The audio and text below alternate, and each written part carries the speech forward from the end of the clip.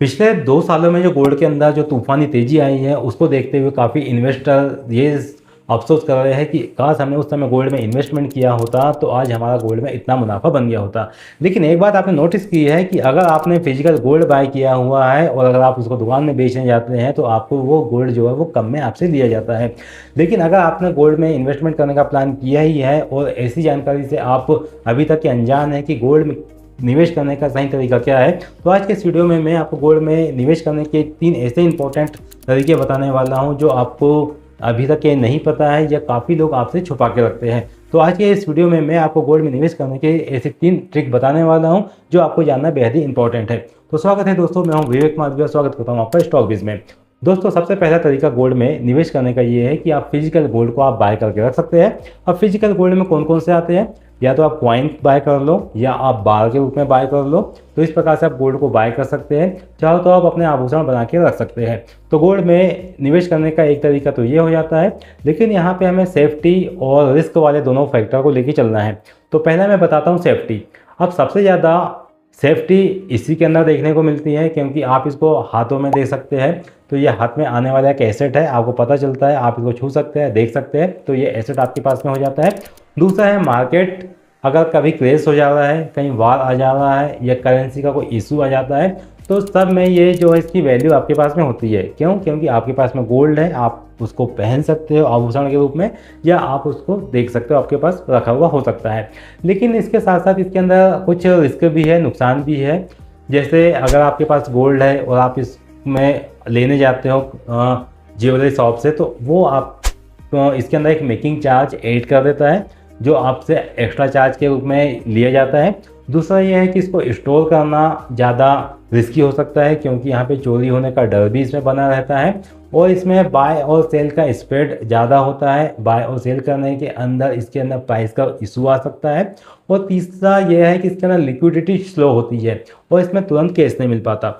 Suppose मान लीजिए अगर आपने कोई गोल्ड आपके पास में रखा हुआ है और आप मार्केट में उसको सेल करने गए और मार्केट में उस समय मान लो कि गोल्ड का प्राइस नीचे गिर रहा है, तो जो दुकानदार है गोल्ड ज्वेलरी शॉप वाला, वो आपको कह सकता है कि अभी गोल्ड का प्राइस नीचे है तो अभी बाइंग बंद है, या कोई बहाना कर सकता है। या ये भी हो सकता है, सपोज गोल्ड का अभी प्राइस 1.5 लाख रुपए पर 10 ग्राम का चल रहा है और ऐसे में गोल्ड जो है वो कंटिन्यू नीचे आ रहा है, तो जो 1,50,000 जो मार्केट का प्राइस है, उस प्राइस पे आपसे गोल्ड बाय नहीं करेगा, बल्कि वो आपसे नीचे के प्राइस में लेने का कहेगा। या ये भी टाला मोटरली कर सकते हैं कि इस समय आप गोल्ड क्यों बेच रहे हो, आप इसको 1 हफ्ते बाद बेचिएगा, अभी क्यों बेच रहे हो, या खरीदारी बंद है, इस प्रकार का बहाना कर सकता है। ये जो 1,50,000 पे जो गोल्ड का प्राइस है, वो चाहे तो आपसे 1,30,000 या 1,40,000 में आपसे बाय करने की डिमांड वो कर सकता है। अब इस केस में बेस्ट क्या है आपके लिए, अगर आपका व्यू यहाँ पे लॉन्ग टर्म का है, 5 साल या 10 साल अगर आप फिजिकल गोल्ड को लेके रखना चाहते हैं, तो इस केस में आपके लिए बाय हो सकता है। और यहाँ पे कन्वर्जेटिव इन्वेस्टर अगर आप इसको लेके रखना चाहते हैं, तो आपके लिए बेस्ट हो सकता है। और यहाँ पे अगर आप हेजिंग के पर्पज़ से, मतलब कि आप इन्फ्लेशन हेज करना जानते हैं, तो आपके लिए ये बेस्ट हो सकता है। अब फाइनल वर्डिक्ट मैं आपको इसके केस में बताना चाहता हूँ कि अगर आप यहाँ पे रिस्क कम लेना चाहते हैं और आप यहाँ पे स्लो रिटर्न लेने में संतुष्ट है, तो उस केस में जो फिजिकल गोल्ड है ये आपके लिए बेस्ट हो जाता है। तो आप इमोशनल आपके कंट्रोल में रखना चाहते हैं, वेल्थ प्रोटेक्शन एसेट आप चाहते हैं, तो आपके लिए फिजिकल गोल्ड जो है वो बेस्ट साबित होगा। अब बात करते हैं यहाँ पे कि ये गोल्ड फ्यूचर जो एमसीएक्स के अंदर ट्रेड करता है, इसमें देखते हैं तो सबसे ज़्यादा जो लॉस है वो इसी के अंदर हमें देखने को मिलता है, क्योंकि यहाँ पे जो वॉलेटिलिटी होती है ये काफ़ी हैवी वॉलेटिलिटी के साथ ये ट्रेड करता है। अब यहाँ पे आपको एक छोटे लेवरेज में गोल्ड मिल जाता है। अगर मान लो गोल्ड का प्राइस मार्केट में 1,50,000 रुपये चल रहा है पर 10 ग्राम का, तो आपको ये गोल्ड जो है ये आपको लेवरेज में काफ़ी कम में मिल जाता है, यानी कि आपको 30-40 हज़ार रुपये, 50 हज़ार रुपये में ही आपको गोल्ड का 10 ग्राम आपको मिल जाएगा। ठीक है, तो इस प्रकार से यहाँ पे कम लेवरेज में आपको मिल जाएगा। उसके बाद अगर मान लो आपका सौदा आपके अगेंस्ट चले जाता है, तो मार्जिन कॉल, एक्सपायरी का टेंशन ये आपके दिमाग में आ सकता है, तो यहाँ पे ये रिस्क के फैक्टर हो जाते हैं। अब सेफ्टी के पर्पज पे मैं आपको यहाँ पे कुछ एक पॉइंट बता देता हूँ। अगर आप यहाँ पे बिगिनर्स है, तो आपको एमसीएक्स गोल्ड से बिल्कुल दूर रहना चाहिए। इसके कॉल और पुट ऑप्शन से भी आपको दूर रहना चाहिए। ये बिल्कुल आपके लिए अनसेफ है, यहाँ पे आपको काम नहीं करना चाहिए। इस में आपका पैसा जो है वो रिस्क में जा सकता है। और बात करते हैं जो सेबी का जो डेटा है कि 90% जो रिटेल ट्रेडर्स हैं वो इसी कारण लॉस में जाते हैं, क्योंकि उनको मार्केट का नॉलेज नहीं होता है और वो एक छोटे अमाउंट में इस प्रकार के एसेट्स में प्ले करते हैं, जिसके कारण उनको मार्केट में नुकसान हो जाता है। अब बेस्ट किसके लिए है? तो अगर आप यहाँ पे शॉर्ट टर्म में के निवेशक हो, अगर आप गोल्ड में एक दिन, 5 दिन, 15 दिन की होल्डिंग का आप चार्ट को ट्रेक करना जानते हैं, तो आप यहाँ पे MCX गोल्ड के अंदर इन्वेस्ट कर सकते हैं। अगर आप यहाँ पे स्ट्रिक्ट स्टॉप लॉस वाले प्रो ट्रेडर है, आप स्टॉप लॉस लगाना जानते हैं, तो आपके लिए MCX गोल्ड बेटर है, आप इसमें काम कर सकते हैं। लेकिन मैं यहाँ पे अपनी तरफ से एक फाइनल वर्डिक्ट देना चाहूँगा। तो अगर आप हाई रिस्क और हाई टेंशन और हाई लॉस प्रोबेबिलिटी यहाँ पे देखना चाहते हैं, तो इस प्रकार के एसेट्स से तो आपको दूर ही रहना चाहिए। अगर यहाँ पे लोन वाले या पैसा में ट्रेड करने वाले, अगर आप ट्रेडर हो, जैसे कि आप मार्जिन लेके काम कर रहे हैं या कहीं से बाहर से पैसा लाया आपने लगा दिया, या आपने अपना क्या कहते हैं कि FD तोड़ के आपने इन्वेस्टमेंट कर दिया, तो आपको इस प्रकार के ट्रेड से दूर रहना चाहिए। इस प्रकार के ट्रेड को आपको अवॉइड करना चाहिए, क्योंकि एक ही झटके में आपका सारा की सारा पैसा जो है वो समाप्ति भी हो सकता है। तो इससे आपको थोड़ा दूर बच के रहना चाहिए। अब मैं बात करता हूँ गोल्ड में इन्वेस्टमेंट करने का बेस्ट तरीका जो आपको करना चाहिए, या जो बिगिनर फ्रेंडली भी है ये, और काफ़ी बड़े निवेशक भी इसके अंदर लगाते हैं, और मेरा पसंदीदा भी आता है, वो आता है गोल्ड ETF। अब गोल्ड ETF यानी कि ये जो होता है एक्सचेंज ट्रेडेबल फंड होता है। इसमें सेफ्टी क्या होती है कि ये फिजिकल गोल्ड बैक्ड होता है। अगर आपके पास में फिजिकल गोल्ड है तो उसी का एक रूप में ये आपके पास एक पेपर के रूप में होता है, यानी कि फिजिकल गोल्ड को आप देख सकते हो, लेकिन ये आपके पास में पेपर में होता है। दूसरा, इसमें नो स्टोरेज इशू, आप इसको स्टोर करने का कोई इशू नहीं है कि आपके पास से ये चोरी हो जाएगा, क्योंकि आपके डीमैट अकाउंट में ये रखा रहेगा। और अगर कोई ने इसको बेचा भी, कोई तो बेचेगा नहीं, क्योंकि पासवर्ड आपके पास में होता है, तो इसको कोई आपसे चोरी भी नहीं कर सकता, कोई बेच भी नहीं सकता।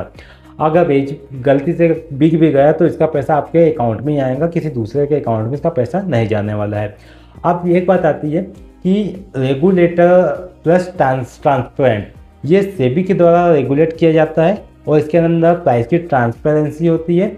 जो प्राइस में एक रिच व्यक्ति लेगा उसी प्राइस पे आपको मिलेगा। ऐसा नहीं कि आपके पास में कम अमाउंट है तो आपको महंगा देंगे, और एक के पास ज़्यादा अमाउंट है तो उसको सस्ता देंगे, ऐसा नहीं होगा।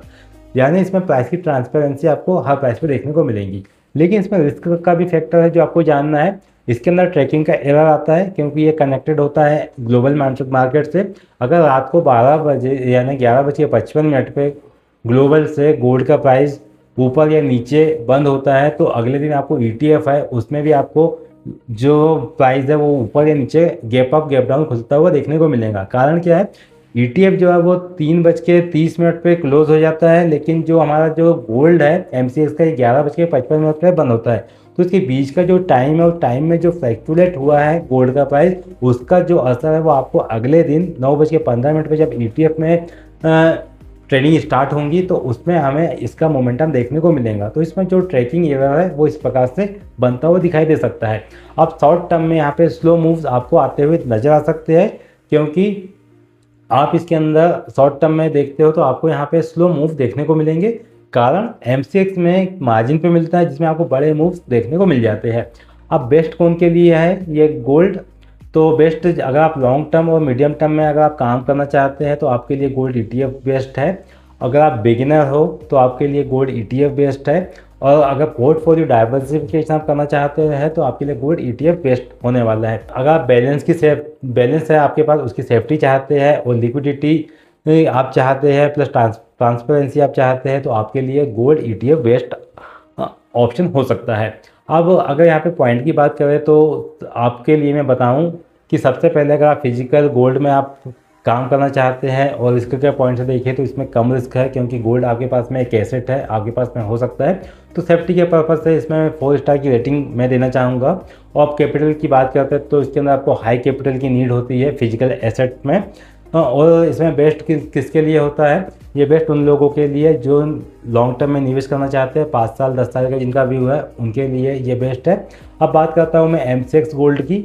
तो फ्यूचर में जो काम करते हैं तो इसमें रिस्क जो है ये वेरी रिस्की होता है। सेफ्टी के पर्पज़ से मैं इसको सिर्फ सिंगल स्टार की रेटिंग देना चाहूँगा। अब कैपिटल की नीड इसके अंदर मीडियम है, क्योंकि आप इसके अंदर सिर्फ 50,000 रुपये 60,000 रुपये लगा के आप इसमें 10 ग्राम गोल्ड बाय कर सकते हैं, और गोल्ड की कीमत जो मार्केट में 1,50,000 चल रही है। अब इसके लिए बेस्ट कौन के लिए है? जो शॉर्ट टर्म में निवेशक है, जो 5 दिन 10 दिन या 1 दिन में चार का मूव जानते हैं, जो स्ट्रिक्ट स्टॉप लॉस को प्ले करना जानते हैं, उनके लिए बेस्ट है। अब बात करते हैं गोल्ड ETF की, और मीडियम रिस्क वाला कैटेगरी में इसको मैं रखूँगा, और साथ ही सेफ्टी के पर्पज़ से देखा जाए तो मैं इसको 4 स्टार की रेटिंग देना चाहूँगा। और कैपिटल की नीड इसके अंदर बिल्कुल लो है, आप इसके अंदर 14 रुपये 15 रुपये से आप इसके अंदर स्टार्ट कर सकते हैं। अब बेस्ट कौन के लिए? जो लॉन्ग टर्म और मीडियम टर्म के निवेशक हैं, उनके लिए गोल्ड ETF बेस्ट साबित होता है। कि अगर आप यहाँ पे लॉन्ग टर्म और अपनी वेल्थ को बढ़ाना चाहते हैं और पेस चाहते हैं, तो मेरे ख्याल से तो गोल्ड ETF बेस्ट होता है। और साथ ही फिजिकल एसेट भी अगर आप लेना चाहो तो ये भी आपके लिए बेस्ट हो सकते हैं। लेकिन अगर आप जल्दी पैसा चाहते हैं और हाई टेंशन भी लेके चलना चाहते हैं, तो गोल्ड ETF के साथ आप जा सकते हैं। गोल्ड फ्यूचर के साथ आप जा सकते हैं। और मैं तो इसके लिए पहले आपको मना करूंगा, क्योंकि ये डेंजर जोन है, ये खतरनाक है। इसमें आपको कॉल पुट के माध्यम से भी आपको यहाँ पे दूर ही रहना चाहिए, क्योंकि यहाँ पे रिस्क फैक्टर ज़्यादा होता है। अगर आप बिगिनर हो तो आपको यहाँ पे फ्यूचर से तो आपको बिल्कुल ही दूर रहना चाहिए, और आप ETF के साथ जा सकते हैं। अब मैं आपको बताना चाहूँगा इसके अंदर इन्वेस्टमेंट करने के आइडियाज़। तो इसमें आप 15 रुपये 20 रुपये और 120 रुपये से भी आप यहाँ पे इन्वेस्टमेंट कर सकते हैं। अगर 15 रुपये की बात करता हूँ तो टाटा गोल्ड के साथ आप जा सकते हैं। आप इसमें मिनिमम 15 रुपये से आप इन्वेस्टमेंट स्टार्ट कर सकते हैं। इसके साथ ही आप ज़ेरोधा गोल्ड के साथ भी जा सकते हो, यानी ज़ेरोधा ETF के साथ जा सकते हो, जिसमें आप 20-25 रुपये से आप इन्वेस्टमेंट स्टार्ट कर सकते हैं। तीसरा आता है यहाँ पे निप्पॉन गोल्ड ETF 20 के साथ, यानी कि निप्पॉन गोल्ड 20 के साथ आप जा सकते हो, जिसमें आप 120-130 रुपये के साथ आप यहाँ पे आप इन्वेस्टमेंट का प्लान कर सकते हैं। अगर आप यहाँ पे SIP प्लान करना चाहते हैं तो आप यहाँ पे डेली SIP कर सकते हैं, वीकली SIP कर सकते हैं, मंथली SIP कर सकते हैं। किस प्रकार से? आपको एक डेट सेट करना होगा और आपके डीमैट अकाउंट में वो पर्टिकुलर गोल्ड जो है वो बाय होता हुआ चलेंगे, उसी क्वांटिटी बाय होते हुए चलेंगी। तो इस प्रकार से आप गोल्ड में मिनिमम 14 रुपये से लेके 120-22 रुपये तक के आप यहाँ पे इन्वेस्टमेंट कर सकते हैं। आप चाहते हो यहाँ पे 1 quantity, 10 quantity, 50 quantity, 100 quantity, 1000 quantity, जैसा आपका पास कैपिटल है उसके हिसाब से आप यहाँ पे वो डाइवर्सिफिकेशन भी कर सकते हैं और बाइस भी कर सके रख सकते हैं। तो इस प्रकार से आप गोल्ड में इन्वेस्टमेंट का आप आइडिया कर सकते हैं। आप तीनों में से आप मुझे कमेंट करके बताइए कि आपको कौन सा इन्वेस्टमेंट आइडियाज़ पसंद आता है, कौन सा इन्वेस्टमेंट आइडियाज़ आपको अच्छा लगा। और दोस्तों, अगर आप चाहते हैं कि आप मार्केट में लॉस से बचें और इस चैनल से दी गई जानकारी आपके काम में आ सकती है, तो चैनल को सब्सक्राइब जरूर कीजिएगा, बेल नोटिफिकेशन को ऑन कीजिएगा। इस जानकारी को आप अपने दोस्तों के साथ भी शेयर कीजिए, ताकि वो इन्वेस्टमेंट करने का सही आइडियाज़ को यहाँ पे अपने बिहाफ पे आप मॉनिटरिंग कर सके और मार्केट में इस प्रकार के आइडियाज़ को वो फॉलो कर सके। आई होप आपको ये जानकारी पसंद आई होगी। तो मिलकर दोस्तों अगले वीडियो में ऐसी इन्फॉर्मेटिव जानकारी के साथ, तब तक के लिए आप अपना ध्यान रखिएगा। नमस्कार।